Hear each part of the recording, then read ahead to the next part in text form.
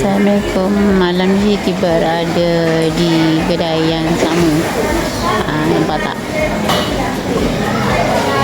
Okay. Kita tengok.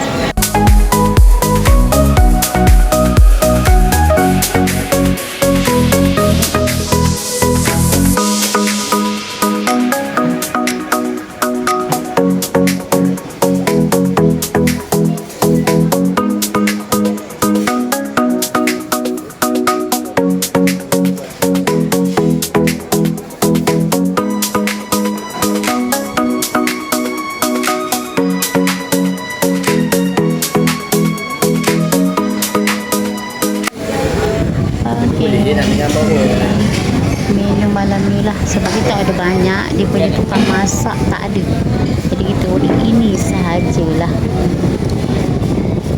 Telur dadah dengan siakat tiga rasa, sebab ni pun dalam sejam lebih lah.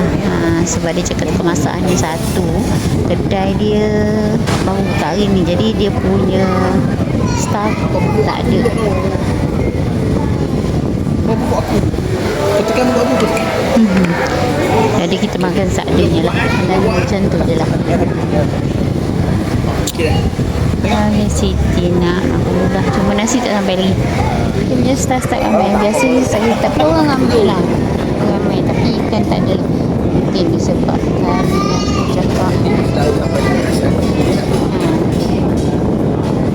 sebab Kalau nak kira yang tolong sedap dia punya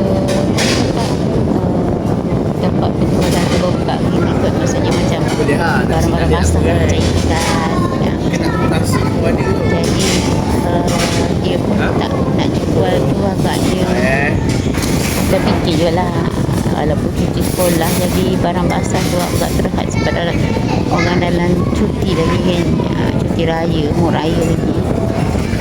Orang tak ada ramai sebenarnya, tapi terhad sebab tu pemasak ni seorang, jadi lambat lah. Jadi siapa yang nak tunggu boleh makan, kalau tak lambat. Jadi Siti malam nak pergi kat lain, renyah-renyah sebenarnya cakap kita makan apa yang lebih lah. Semuanya besok Siti dah nak balik, jadi kita akan pergi ke kedai tak ada nasi kertas tu lah, sebab cik suami nak himpan si dagang kat situ lah. Nanti kita tengok macam mana dia punya esok buka petang, tengok.